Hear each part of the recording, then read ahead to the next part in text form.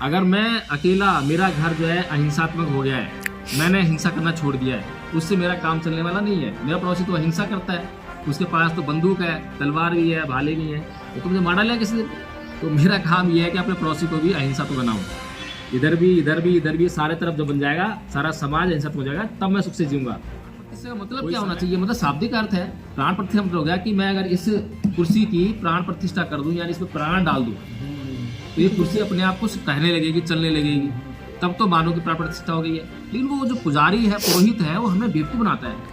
वो कहता है कि अब इसकी प्राण प्रतिष्ठा हो गई है मूर्ति की, अब इसकी तुम पूजा करो, अब जो तुम मांगोगे इससे वो देगी।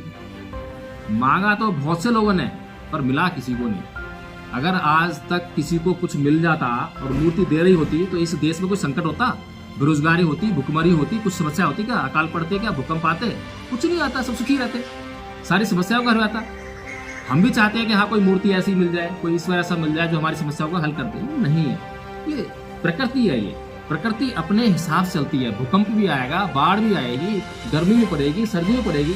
हमें सबका निवारण जो है, इन सभी समस्याओं का निवारण अपनी बुद्धि से करना है, हमें खुद करना है।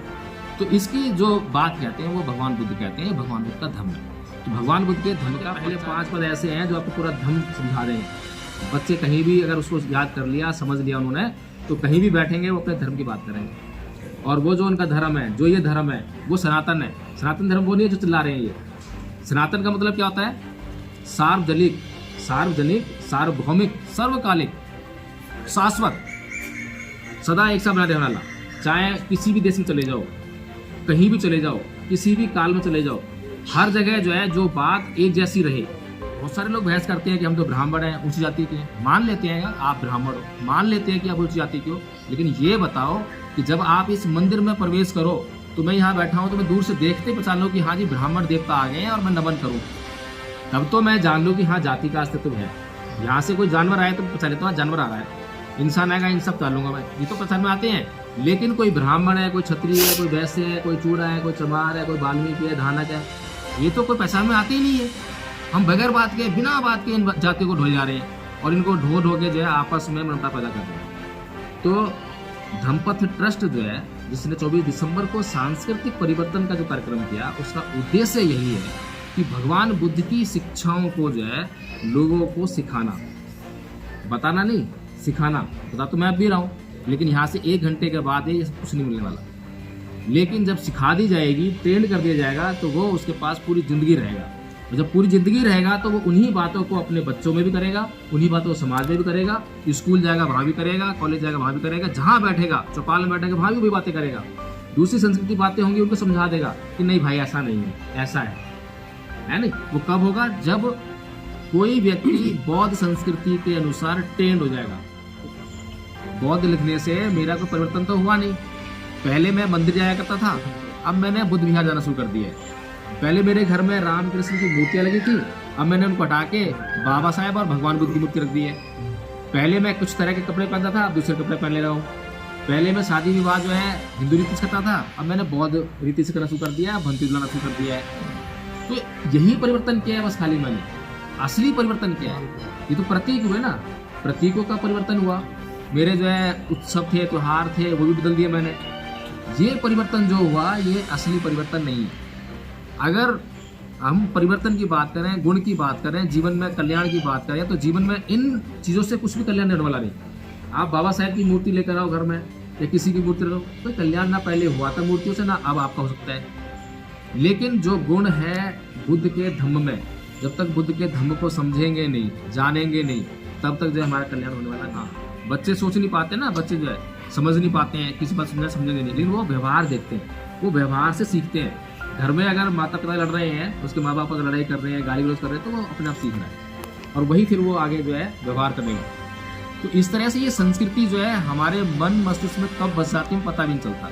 इसका एक बड़ा गुण है ये, हमें पता भी नहीं चलता और संस्कृति हमारे दिमाग में हावी हो गई है और हम उसी तरह से व्यवहार कर जाते हैं। तो जो संस्कृति है भेदभाव की, जो संस्कृति है अत्याचार की, जो संस्कृति है लूटपाट की, जो संस्कृति है आपको जो है गुलाम बनाए रखने की, उस संस्कृति को छोड़ने के लिए बाबा साहेब ने कहा। और इस संस्कृति की तरफ आपको जरूरत पड़ेगी।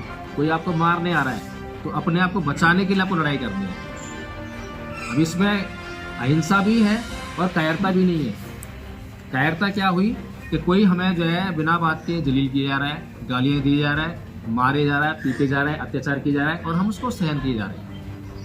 अब तक जो पिछले 5000 सालों का जो इतिहास गिनते हैं हम जो है, और भगवान बुद्ध के बाद विशेष तौर पे जो इस समाज के ऊपर जो अत्याचार हुए उसको उसने ऐसे ही सहन किया। कभी आगे उसके हांडी लटका दी, पीछे झाड़ू बना दिया, उसको भी ढोया जा रहा है। जाति सूचक शब्दों से गाली दी जा रही है, उसको भी ढोया जा रहा है, सहन किया जा रहा है। वो करते आए, वो कायरता थी। भगवान बुद्ध ने तो प्रश्न करने के लिए कहा है। अगर किसी ने आपका अपमान किया, किसी ने गाली दी है, तो आप जो है उससे प्रश्न कीजिए कि भाई मुझे गाली क्यों दी। ज़्यादा कर सकते हैं ना। हो सकता है कि भाई उसने गाली सही दी, गाली भी देना वैसे गलत है, लेकिन हो सकता है गलती मेरी हो इसलिए गाली दी हो। अगर गलती मेरी है और इसलिए गाली दी है तो कम से कम अपनी गलती सुधार लूँ, अगली बार गाली नहीं देगा। दूसरी बात मैं उसको समझा भी दूंगा कि भाई ठीक है मेरी गलती पर गाली मत दे, मैं सुधार लेता हूँ, गाली देना अच्छी बात नहीं। भगवान बुद्ध की जो संस्कृति है वो है ना ही वेरेन वेरानी संबंधित गाचनंग अवेरेन च समंती ऐस धम्मो सनातनो, यानी कि वैर से कभी वैर शांत नहीं होता। यही सनातन नियम है और पूरी दुनिया में आज तक भगवान बुद्ध की इस बात से किसी ने इनकार नहीं किया।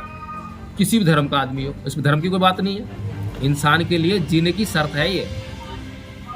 अब ये भगवान बुद्ध संस्कृति है। और दूसरी संस्कृति कौन सी है? हिंदू संस्कृति, जिसके कहा ब्राह्मण संस्कृति। वो क्या कह रही है? साम दाम दंड भेद कुछ भी करो लेकिन अपना कल्याण करो। यानी कि मैं अपने भाई की गर्दन काट लूँ, अपने भाई के यहाँ चोरी कर लूँ, डाका डालूँ, कुछ भी करूँ, लेकिन अपनी संपत्ति पर ध्यान दूँ। स्वार्थ की संस्कृति है, हिंसा की संस्कृति है। और दूसरा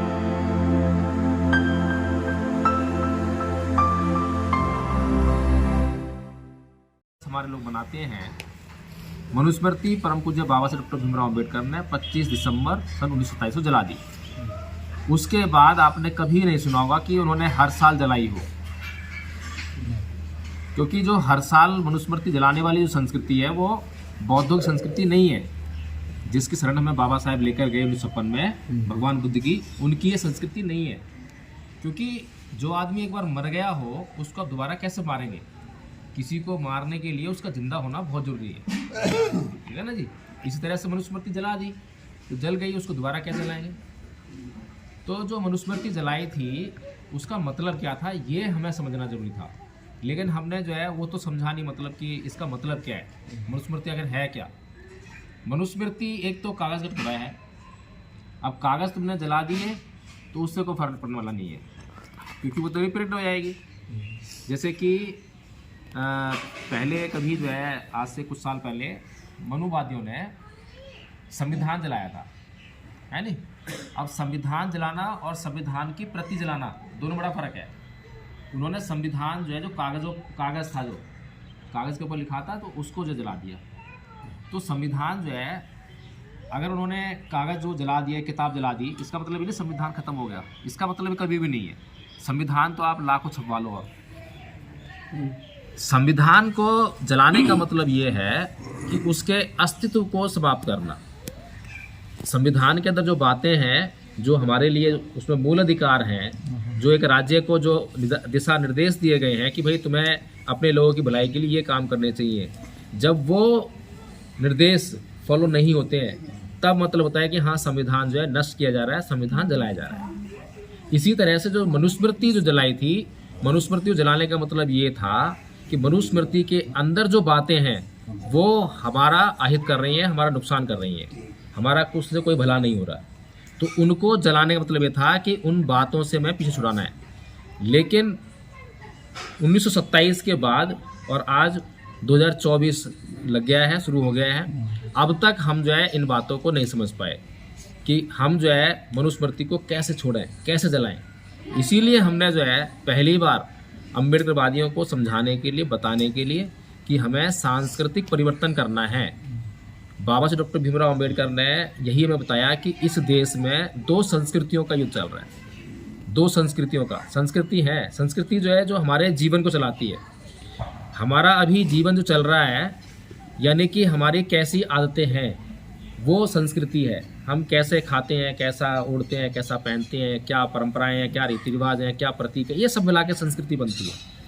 तो बाबा साहब कहते हैं कि इस देश में दो संस्कृतियां हैं जिनके बीच में लगातार युद्ध चल रहा है, बहुत पुराना युद्ध है। एक संस्कृति है ब्राह्मण संस्कृति और दूसरी संस्कृति है बौद्ध संस्कृति, जिसे समर संस्कृति कहते हैं। तो इन दोनों के बीच में युद्ध चल रहा है। तो बाबा साहेब कौन सी शरण जा रहे हैं? बाबा साहेब जा रहे हैं बुद्ध शरण में, यानी कि हमें समण संस्कृति को पकड़ना था, उसकी शरण जाने था, लेकिन हमने जो है समण संस्कृति की शरण में नहीं गए क्या हम लोग? आज हम किसकी शरण में हैं? अगर मान लीजिए आगे मैडम बैठी है नीलम बौद्ध, तो नाम के आगे लिखा हुआ है नीलम बौद्ध, तो क्या अब ये बौद्ध संस्कृति की है मान लिया जाए? मैं मान लो बौद्ध हूँ, तो मैं श्रमण संस्कृति का हो गया हूँ, बौद्ध संस्कृति का हो गया हूँ, कि मैं मान लूँ इसको? कैसे पता लगाएं कि हम जो है संस्कृति हमारी चेंज हो गई है, या कौन सी संस्कृति है जो हमें नुकसान कर रही है जिसे हमें छोड़ना है, और कौन सी संस्कृति है जो हमारा फ़ायदा कर सकती है? तो इसको जो है बात को जांच करने का जो है तरीका जो है वो हमें समझना पड़ेगा।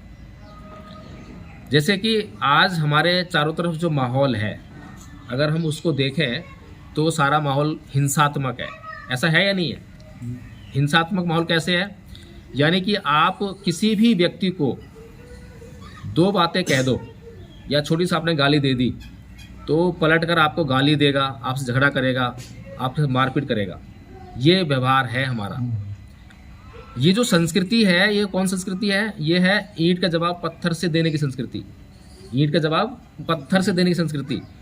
अब बताइए कि अगर आपने कभी ईंट का जवाब पत्थर से दिया हो तो झगड़ा शांत हो गया है? आदमी सही समझ गया वो? कभी नहीं। भगवान बुद्ध की जो संस्कृति है वो है ना ही वेरेन वेरानी संबंधित आचरण अवेरेन च समंती ऐस धम्मो सनातनो, यानी कि वैर से कभी वैर शांत नहीं होता। यही सनातन नियम है। और पूरी दुनिया में आज तक भगवान बुद्ध की इस बात से किसी ने इनकार नहीं किया, किसी भी धर्म का आदमी हो। इसमें धर्म की कोई बात नहीं है, इंसान के लिए जीने की शर्त है ये। अब ये भगवान बुद्ध संस्कृति है। और दूसरी संस्कृति कौन सी है? हिंदू संस्कृति, जिसके कहा ब्राह्मण संस्कृति। वो क्या कह रही है? साम दाम दंड भेद, कुछ भी करो लेकिन अपना कल्याण करो। यानी कि मैं अपने भाई की गर्दन काट लूँ, अपने भाई के यहाँ चोरी कर लूँ, डाका डालूँ, कुछ भी करूँ, लेकिन अपनी संपदा पर ध्यान दूँ। स्वार्थ की संस्कृति है, हिंसा की संस्कृति है। और दूसरी तरफ जो है जिस संस्कृति की तरफ बाबा साहब लेकर गए हमें, वो अहिंसा की संस्कृति है।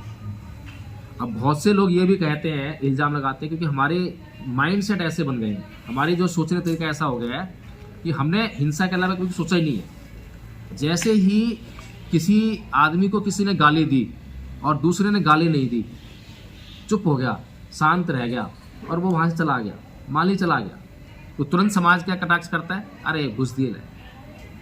कैसे कैसे बोलते बच्चों? ऐसे ही बोलते हैं? अरे कायर है, इसके पास तो जवाब नहीं दिया। कैसे ऐसे ऐसे उसको टॉर्चर करेंगे, ऐसे जलील करने की कोशिश करेंगे कि वो जो है आदमी फिर सोचता है यार गलती होगी, अब की बात तैयार करके जाऊंगा, उसको पीट के आऊँगा। ये कौन संस्कृति है ये? भगवान बुद्ध ने ये तो कभी नहीं कहा कि आप जो है कायर बन जाओ। कायर बनने के लिए नहीं कहा भगवान बुद्ध ने। कभी ये भी नहीं कहा कि कोई आपको जो है आपकी हत्या करने आए तो आप जो है उसको आमंत्रित करो, भाई मेरी हत्या कर ले। कभी नहीं कहा। आपके भीतर सामर्थ्य कितना है उससे पता लगेगा कि आप क्या कर सकते हो। आपके भीतर सामर्थ्य है, आप पहलवान हो तो आप पहलवान से लड़ाई कर सकते हो, लेकिन बिना लड़ाई क्यों करोगे? जब आपको जरूरत पड़ेगी, कोई आपको मारने आ रहा है, तो अपने आप को बचाने के लिए आपको लड़ाई करनी है। अब इसमें अहिंसा भी है और कायरता भी नहीं है। कायरता क्या हुई कि कोई हमें जो है बिना बात के जलील किया जा रहा है, गालियाँ दी जा रहा है, मारे जा रहा है, पीटे जा रहा है, अत्याचार किया जा रहा है और हम उसको सहन किए जा रहे हैं। अब तक जो पिछले 5000 सालों का जो इतिहास गिनते हैं हम जो है, और भगवान बुद्ध के बाद विशेष तौर पे जो इस समाज के ऊपर जो अत्याचार हुए उसको उसने ऐसे ही सहन किया। कभी आगे उसके हांडी लटका दी, पीछे झाड़ू बना दिया, उसको भी ढोया जा रहा है। जाति सूचक शब्दों से गाली दी जा रही है, उसको भी ढोया जा रहा है, सहन किया जा रहा है।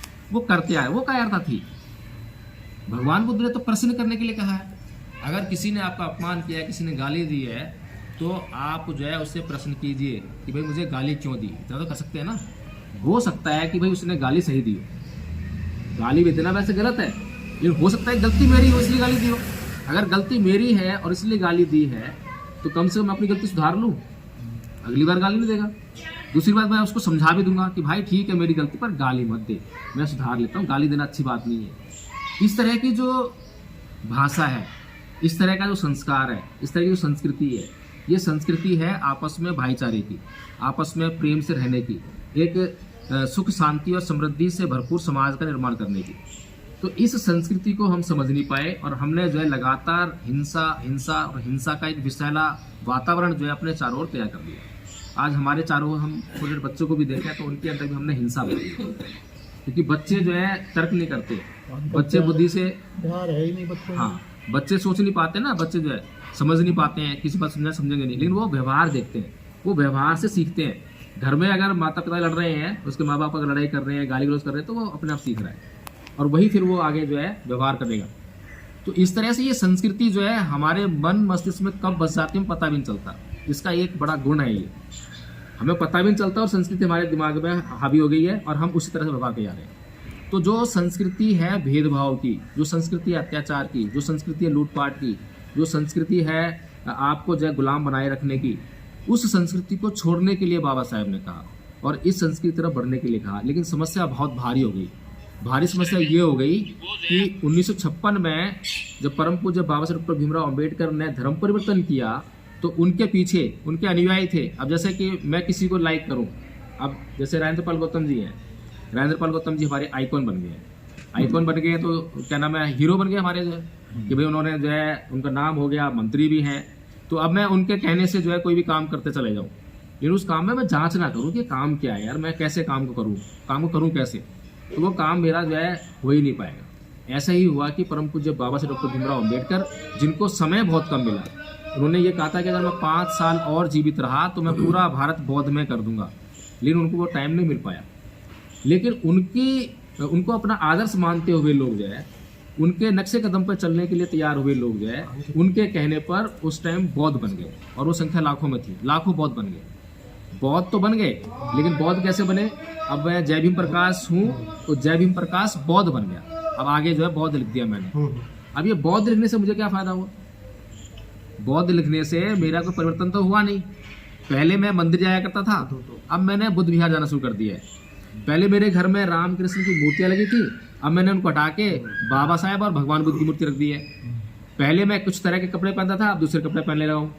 पहले मैं शादी विवाह जो है हिंदू रीति से करता था, अब मैंने बौद्ध रीति से करना शुरू कर दिया है, भंती बुलाना शुरू कर दिया है। तो यही परिवर्तन किया है बस खाली मैंने। असली परिवर्तन क्या है? ये तो प्रतीक हुए ना, प्रतीकों का परिवर्तन हुआ। मेरे जो है उत्सव थे, त्योहार थे, वो भी बदल दिए मैंने। ये परिवर्तन जो हुआ ये असली परिवर्तन नहीं है। अगर हम परिवर्तन की बात करें, गुण की बात करें, जीवन में कल्याण की बात करें, तो जीवन में इन चीज़ों से कुछ भी कल्याण होने वाला नहीं। आप बाबा साहेब की मूर्ति लेकर आओ घर में या किसी की मूर्ति लगाओ, कोई कल्याण ना पहले हुआ था मूर्तियों से, ना अब आपका हो सकता है। लेकिन जो गुण है बुद्ध के धम्म में, जब तक बुद्ध के धम्म को समझेंगे नहीं, जानेंगे नहीं, तब तक जो हमारा कल्याण होने वाला नहीं है। तो ये आज जो हमारे जितने भी बौद्ध लोग हैं, तो वैसे तो जिन लोगों ने इस कारवां को आगे बढ़ाने के लिए काम किया, इनको नमन करना चाहिए, उनका आभार प्रकट करना चाहिए कि कम से कम कारवां को यहाँ तक लेकर आए। अब यदि हमारे अंदर इतनी समझ पैदा हुई है कि हमें इस काम को और तरीके से, अच्छे तरीके से कर सकते हैं, तो हमें उस तरीके करना चाहिए। तो इस तरह से जो है हम लोगों ने अध्ययन किया बौद्ध धर्म का अच्छी तरह से, सटीकता से, और हमने ये जाना, सोचा कि हमारे जो है आसपास चर्चाएँ होती हैं। हमारे चर्चा के जो क्षेत्र हैं, एक तो सबसे बड़ा माध्यम टीवी का है। टीवी आपके पास कब्जे में नहीं है, तो टीवी को तो आप कुछ कर ही नहीं सकते हो। लेकिन जैसे कि आपके स्कूल कॉलेज हैं, अब स्कूल कॉलेज में हमारे बच्चे जाते हैं तो वो उसी संस्कृति को ओढ़ कर आते हैं, वहाँ से उसी में सराबोर होकर आते हैं। तो घर में भी अगर आप बौद्ध धर्म की कोई रीति चला रहे हो, कोई परंपरा कर रहे हो, तो कुछ दिनों बाद आप देखोगे कि आपके ही बच्चे आपका विरोध करने लगते हैं। वो आपके बच्चे विरोध क्यों कर रहे हैं? क्योंकि वहाँ कॉन्फ्लिक्ट ऑफ इंटरेस्ट हो जाता है कि बच्चे जब स्कूल जा रहे हैं, कॉलेज जा रहे हैं, तो उनका एक मित्र मंडली बन जाती है, फ्रेंड सर्कल। अब उनके फ्रेंड सर्कल में अधिकतम लोग वो हैं जो ईश्वर में विश्वास करने वाले लोग हैं, हिंदू पद्धति से काम करने वाले लोग हैं। अब जब वो ये बातें करता है तो वहाँ पे जो है कॉन्फ्लिक्ट आता है, मनमुटाव आता है। तो इस तरह से वो मनमुटाव जो है घर पे भी आता है, फिर आपका विरोध जो शुरू होने लग जाता है, क्योंकि अब उसको जो अपनी मित्र मंडली पसंद है, मित्र है, घूमना है, फिरना है, सारे काम वहाँ करने हैं। तो इस तरह से जो है हमारे बच्चे को हमने ये तैयार ही नहीं किया कि बच्चा जो है बड़े शालीनता से, आराम से अपनी बातों को अपने मित्रों को समझा सके कि देखो भाई, जो मैं कह रहा हूँ वो तुम्हारे लिए भी नुकसानदायक नहीं, मेरे लिए नुकसानदायक नहीं है, लेकिन जो तुम कह रहे हो वो तुम्हारे लिए भी नुकसानदायक है, मेरे लिए भी नुकसानदायक है। बुद्ध के धम्म में कोई ऐसी बात है ही नहीं कि जिसको कोई इनकार कर सके। अभी मैंने एक गाथा बताई कि बैर से कभी बैर शांत नहीं होता। अब बताइए इसकी ज़रूरत किसको नहीं है? अगर हमारे बच्चों को यही बातें पता हो तो जाके अपने मित्रों के बीच में यही बातें करेंगे और उनको भी अच्छा लगेगा। बुद्ध के बारे अच्छी बताएंगे तो वो अच्छी लगेगी। बुद्ध से किसी ने इनकार नहीं किया। आज जो हमारे समाज में झगड़े की जड़ है, वो जड़ क्या है कि हम लोग जो है वर्ग भेद पैदा कर रहे हैं। जैसे कि हमने कहा भाई मूल निवासी संघ, शब्द सुना है ना, मूल निवासी संघ। अब मूल निवासी संघ का जो कंसेप्ट है वो क्या है कि हम यहाँ के मूल निवासी हैं, तो भाई दूसरे कौन है? दूसरे मूल निवासी नहीं है। ये एक ऐतिहासिक तथ्य है, स्वीकार करना चाहिए कि हाँ ठीक है कि एक वर्ग जो है ये मूल निवासी है, यहीं पे पैदा हुआ है, यहीं पे बढ़ा है, इसकी सारी जो जनरेशन है यहीं पे सब नजदीक की है। लेकिन इसका मतलब ये नहीं है कि जो लोग बाहर से आए हैं हम उनका अपमान करना शुरू कर दें, उनसे घृणा शुरू कर दें, उनसे रहना शुरू कर दें। इससे क्या होने वाला है? क्या वो बाहर चले आएंगे देश छोड़कर? नहीं जाने वाले, रहना इसी देश में।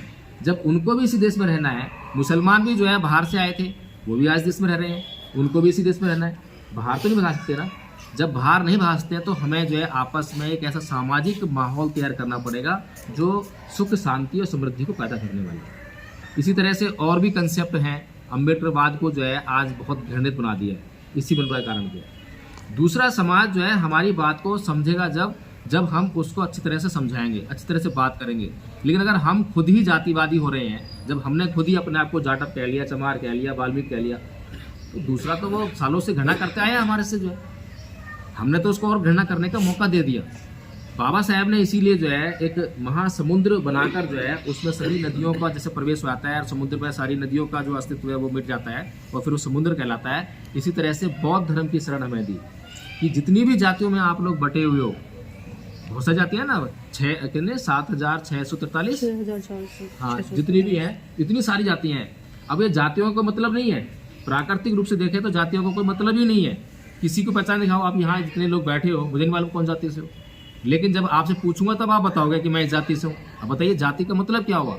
बहुत सारे लोग बहस करते हैं कि हम तो ब्राह्मण हैं, ऊंची जाति के हैं। मान लेते हैं आप ब्राह्मण हो, मान लेते हैं कि आप ऊंची जाति के हो, लेकिन ये बताओ कि जब आप इस मंदिर में प्रवेश करो तो मैं यहाँ बैठा हूँ तो मैं दूर से देखते ही पहचान लूँ कि हाँ जी ब्राह्मण देवता आ गए हैं और मैं नमन करूँ, तब तो मैं जान लूँ कि हाँ जाति का अस्तित्व है। यहाँ से कोई जानवर आए तो पहचान लेता हूँ जानवर आ रहा है, इंसान आएगा इन सब पहचान लूंगा मैं, ये तो पहचान में आते हैं। लेकिन कोई ब्राह्मण है, कोई क्षत्रिय है, कोई वैश्य है, कोई चूड़ा है, कोई चमार है, कोई वाल्मीकि है, धानक है, ये तो कोई पहचान में आते ही नहीं है। हम बगैर बात के, बिना बात के इन जातियों को ढोए जा रहे हैं और इनको ढो के जो है आपस में मनमता पैदा कर रहे हैं।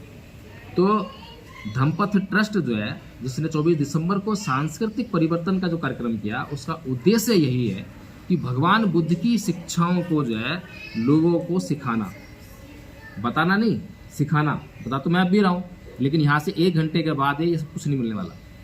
लेकिन जब सिखा दी जाएगी, ट्रेंड कर दिया जाएगा, तो वो उसके पास पूरी ज़िंदगी रहेगा। और जब पूरी ज़िंदगी रहेगा तो वो उन्हीं बातों को अपने बच्चों में भी करेगा, उन्हीं बातों को समाज में भी करेगा, स्कूल जाएगा वहाँ भी करेगा, कॉलेज जाएगा वहाँ भी करेगा, जहाँ बैठेगा चौपाल में बैठेगा वहाँ भी वही बातें करेगा। दूसरी संस्कृति बातें होंगी उनको समझा देगा कि नहीं भाई ऐसा नहीं है, ऐसा है नहीं। वो कब होगा? जब कोई व्यक्ति बौद्ध संस्कृति के अनुसार ट्रेंड हो जाएगा। तो धम्मपथ ट्रस्ट ने जो है 3 साल का कोर्स बनाया। 3 साल के कोर्स में प्रथम वर्ष का कोर्स बनाया, पहले साल का कोर्स, बहुत छोटा सा नॉमिनल कोर्स दिखा बेटा पर्चा। ये हमारे बीच में 2 आचार्य बैठे हैं प्रथम वर्ष के। ये पारुल है, जो कि छोटी लड़की है। ये पूरा कोर्स जो है 4 पेज का कोर्स है। ये इसने याद कर लिया है। वो हिमांशी बैठी है, उसने कोर्स याद कर लिया है। और इनको जो अभी 24 दिसंबर को राजेंद्रपाल जी के हाथों से ही प्रमाण पत्र भी इनको दिलवाए। और ऐसे नहीं दिलवाए हैं, बाकायदा परीक्षा हुई है। धम्मपथ ट्रस्ट जो है, जो आचार्य हैं जो धम्मपथ ट्रस्ट के 5 आचार्यों का बोर्ड बनता है और फिर वो परीक्षा लेते हैं कि ये कोर्स जो अच्छी तरह याद है, इसकी हिंदी याद है, इसे बताना आता है, तब जाके उसको जो हम क्वालिफाई करते हैं कि हाँ ये प्रथम वर्ष का आचार्य है। इसीलिए हमने आचार्य बनाया है कि अब आचार्य तो बन गए हैं बच्चे, लेकिन अब ये आगे सिखाने का भी काम करेंगे। आचार्य मतलब होता है ना टीचर। टीचर मतलब क्या होता है? टीचर मतलब होता है जो दूसरों को सिखा सके। हाँ, गुरु। तो ये गुरु हो गए अब जो प्रथम वर्ष के, इस कोर्स से गुरु हो गए। फिर द्वितीय वर्ष का कोर्स है, ये प्राइमरी हमारा सिलेबस है। प्राइमरी मतलब कि इतनी शिक्षा तो बुद्ध धर्म की आनी ही चाहिए। इसमें क्षमा याचना है, शील याचना है, नमन है, तिसण है, पंचशील है, सभ्य सत्ता है, धम्मपालन गाथा है और धम्मपद के 5 पद हैं। अब इतना अगर सिलेबस हमारे बच्चों को याद होगा, धम्मपद के पहले 5 पद ऐसे हैं जो आपको पूरा धम्म समझा देंगे। बच्चे कहीं भी अगर उसको याद कर लिया, समझ लिया उन्होंने, तो कहीं भी बैठेंगे वो अपने धर्म की बात करेंगे। और वो जो उनका धर्म है, जो ये धर्म है, वो सनातन है। सनातन धर्म वो नहीं है जो चिल्ला रहे हैं ये। सनातन का मतलब क्या होता है? सार्वजनिक, सार्वजनिक, सार्वभौमिक, सर्वकालिक, शाश्वत, सदा एक सा बना रहने वाला। चाहे किसी भी देश में चले जाओ, कहीं भी चले जाओ, किसी भी काल में चले जाओ, हर जगह जो है जो बात एक जैसी रहे, ठीक है ना। तो सनातन क्या हुआ? जो हमेशा एक जैसा बना रहे। तो बुद्ध ने जो बात कही, बुद्ध ने कही ना ही वीरेन वीरानी समंति दाचनंग अवीरेन च समंति ऐस धमो सनातनो। तो ये बात सनातन है, ये कभी बदलती नहीं है। आप कहीं भी चले जाओ, रूस में चले जाओ, आज युद्ध चल रहा है ना, रूस और यूक्रेन में युद्ध चल रहा है, उनसे पूछो कि भाई बुद्ध ने ये कहा है, क्या गलत कहा है? नहीं जी, सही कहा है। वो इनकार नहीं कर सकता। किसी मुसलमान से पूछो, वो भी यही कहेगा कि हाँ ये बात सही है। तो ये बात सनातन हुई ना। बुद्ध ने कहा अकोछी मंग अवधि मंग अजीनी मंग आहासी में ये चतंग उपनहंती बेरंग तेसंग न सम्मति, कि उसने मुझे मारा, उसने मुझे पीटा, उसने मेरा सब कुछ छीन लिया, उसने मुझे जीत लिया। जो इस प्रकार की बातों को अपने मन में बनाए रखता है, उसका बैर कभी शांत नहीं होता। बताइए कौन इनकार करेगा इस बात से? कोई मुसलमान हो, ईसाई हो, करके दिखाए इनकार। अमेरिका में चले जाओ, वहां के लोग से पूछो, कहेंगे जी बिल्कुल ठीक बात है, तो सही बात है। तो बुद्ध ने एक एक बात जो कही है, अपना पक्ष रखते हुए नहीं कहा कि मुझे बड़ा बनना है इसलिए मैं कोई बात कहूँ, या मेरा समुदाय बनाना है, या मेरा धर्म बनाना है। मनुष्य के कल्याण के लिए, जो भी मनुष्य है उसका कल्याण होगा ही होगा। और जो मनुष्य नहीं है, जो मुसलमान है, वो तो इनकार ही कर देगा। ये तो बुद्धों की बात है। अब बुद्धों की बात है, मत मान, नहीं माने तो क्या करेगा? घर में कलेश होगा। घर में बीवी ने जरा सी कुछ कह दी, जरा सी बात जो है, या पति ने कुछ कह दी तो बीवी नाराज हो गई। हफ्ता बीत गया, महीना बीत गया, साल बीत गया, कई बार तलाक दे जाते हैं जरा इस बात पे। इसी बात पे कि बुद्ध की यही बात जो है हमें पता नहीं थी, हमने इसका आचरण नहीं कर पाए। तो ये जो कोर्स है, बेसिक कोर्स हमने बनाया है। और ये बेसिक कोर्स जो है, जो इसकी ट्रेनिंग ले लेगा, जो इसको सीख लेगा, फिर वो जो है अपने चारों तरफ जो है यही प्रचार करे जब भी उसको मौका मिलेगा। ऐसा नहीं है कि विशेष रूप से प्रचार करना पड़ेगा। आरएसएस ने जो है यही काम किया है। छोटे छोटे स्कूल बनाए, और फिर स्कूल के बाद बड़े स्कूल बना दिए, कॉलेज बना दिए, और अब तो बहुत सारी संस्था बना दी हैं। तो हर जगह जो है, आप टीवी पे कब्जा कर लिया उन्होंने, जो है हर जगह उनका प्रचार चल रहा है। हर जगह जो है आपको अब जो है राम मंदिर का सारा सीन देख रहे हो। अब राम मंदिर में क्या होने वाला है? प्राण प्रतिष्ठा होने वाली है। किस में होगी? वो राम की जो मूर्ति बनाई है उसमें प्राण प्रतिष्ठा करेंगे। अब हमारे दिमाग में जो है इतनी सी अकल नहीं है, जो हमारे लोग हैं, इस देश के लोग जो हैं, इतनी सी अकल नहीं लगाते हैं कि प्राण प्रतिष्ठा होती क्या है। क्या होती प्राण प्रतिष्ठा? जीव आत्मा में होती है। प्राण प्रतिष्ठा का मतलब क्या होना चाहिए? मतलब शाब्दिक अर्थ है। प्राण प्रतिष्ठा मतलब हो गया कि मैं अगर इस कुर्सी की प्राण प्रतिष्ठा कर दूं, यानी इसमें प्राण डाल दूं, तो ये कुर्सी अपने आप को कहने लगेगी, चलने लगेगी, तब तो मानो कि प्राण प्रतिष्ठा हो गई है। लेकिन वो जो पुजारी है, पुरोहित है, वो हमें बेवकूफ बनाता है। वो कहता है कि अब इसकी प्राण प्रतिष्ठा हो गई है मूर्ति की, अब इसकी तुम पूजा करो, अब जो तुम मांगोगे इससे वो देगी। मांगा तो बहुत से लोगों ने, पर मिला किसी को नहीं। अगर आज तक किसी को कुछ मिल जाता और मूर्ति दे रही होती, तो इस देश में कोई संकट होता? बेरोजगारी होती, भुखमरी होती, कुछ समस्या होती क्या? अकाल पड़ते क्या? भूकंप आते? कुछ नहीं आता, सब सुखी रहते, सारी समस्याओं का हल आता। हम भी चाहते हैं कि हाँ कोई मूर्ति ऐसी मिल जाए, कोई ईश्वर ऐसा मिल जाए जो हमारी समस्याओं को हल कर दे। नहीं है, ये प्रकृति है। ये प्रकृति अपने हिसाब से चलती है। भूकंप भी आएगा, बाढ़ भी आएगी, गर्मी भी पड़ेगी, सर्दी भी पड़ेगी। हमें सबका निवारण जो है, इन सभी समस्याओं का निवारण अपनी बुद्धि से करना है, हमें खुद करना है। तो इसकी जो बात कहते हैं वो भगवान बुद्ध कहते हैं, भगवान बुद्ध का धम्म है। तो भगवान बुद्ध के धम्म का प्रचार प्रसार करने के लिए कि किस तरह से बड़ी शांति से किसी को बुरा भी नहीं लगे। अब तक मैंने ऐसी कोई बात कही है कि यहाँ पर कोई ब्राह्मण बैठा होता, कोई जाट बैठा होता, किसी जाति का बैठा होता, किसी बुरी लगती बात, कोई बात ऐसी मैंने कही है? हमने किसी बुराई तो नहीं करी ना, लेकिन अपने कल्याण की बात जरूर कह दी है, उसके भी कल्याण की, हमारे कल्याण की। तो हमारी बात से कौन इनकार कर सकेगा? तो ये जो मीटिंग है, ये हमने इसीलिए उन लोगों की बुलाई जो बौद्ध लोग हैं, जिनके ऊपर जिन्होंने कह दिया कि हाँ मैं बौद्ध हूँ। तो बौद्ध होने का मतलब खाली इतना थोड़ा ना कि बौद्ध हो। बौद्ध मतलब ये भी है कि आपको इस बौद्ध धर्म का, इन बातों का सारी तरफ जो प्रचार प्रसार भी करना है।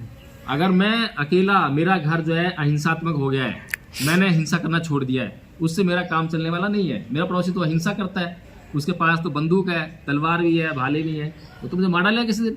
तो मेरा काम ये है कि अपने पड़ोसी को भी अहिंसा तो बनाऊं। इधर भी, इधर भी, इधर भी, सारे तरफ जब बन जाएगा, सारा समाज अहिंसा हो जाएगा, तब मैं सुख से जीऊंगा। कोई समय था जब अपराधी बहुत कम हुआ करते थे, आज समय है जब अपराधी हर गली कूचे में मिल जाएंगे और हर घर में मिल जाएगा। हर घर में क्या, हर घर में अपराधी हैं ही, हर मैं भी अपराधी हूँ, आप भी अपराधी, सब अपराधी हैं। गुस्सा कौन नहीं करता, क्रोध कौन नहीं करता, सबके अंदर लोभ है, तृष्णा है, सब भरी पड़ी है। दया धर्म नहीं रही। हाँ